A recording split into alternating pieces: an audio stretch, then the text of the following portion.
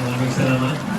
Magandang araw po sa ating lahat, lalo na sa ating mahal na Pangulong Ferdinand R. Marcos Jr., mga department secretaries, congressmen, governors, regional directors, mayors, punong barangays, LGU employees, mga panawin, at mga minamahal na mga magsasaka, mangingisda at mga pamilya.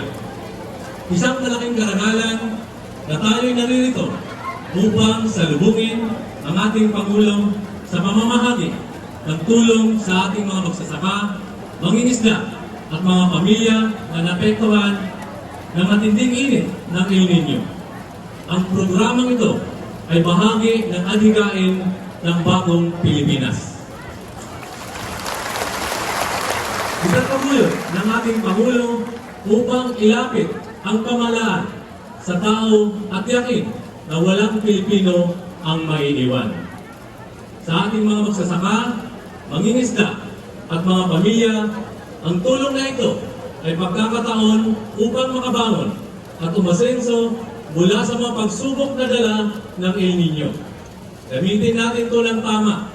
Mag-invest tayo sa ating mga pinagkukunang yaman at magtulungan upang masiguro ang patuloy na pakunlad. Ito ang panahon natin upang ipakita ang ating kakayahan at tibay ng loob.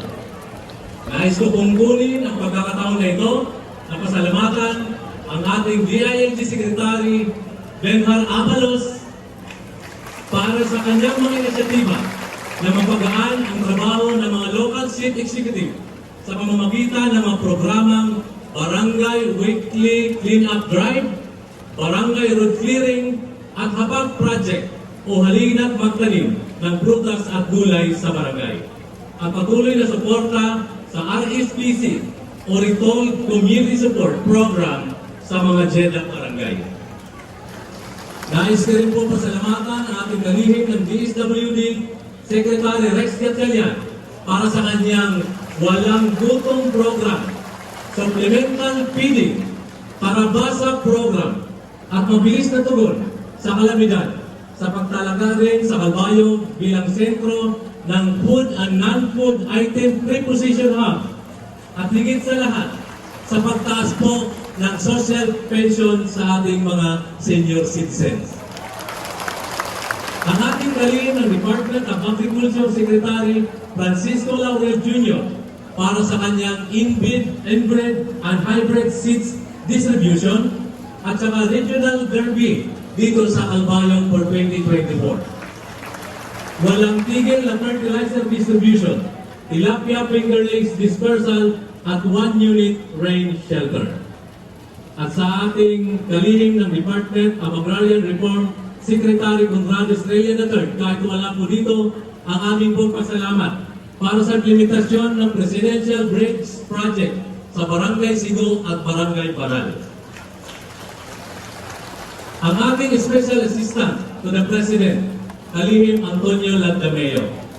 Maraming salamat po sa 10 milyong assistance to individual in crisis situation para po sa Calbayog. Last week lang po na itawag sa akin na meron po kayong binigay dito sa Calbayog ng 10 million pesos po.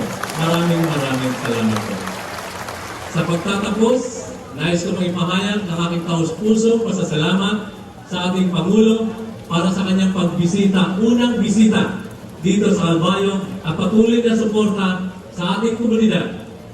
Sa ilalim ng bagong Pilipinas, asahan natin mas marami pang ganitong inisyatiba na madadala ng tulong at pagbabago sa bawat sulok ng ating bansa.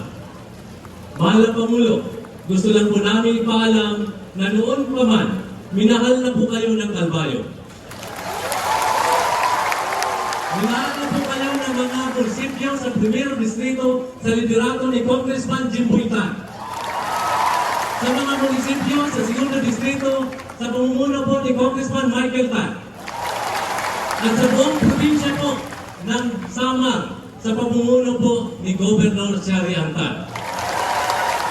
Yan po ay napatunayan na noong nakaraang halalan. Dahil kayo po ang pinanalo dito sa probinsya ng Samar sa pagkapangulo. Dahil po kamo Pangulong Ferdinand R. Marcos Jr. sa Calbayog.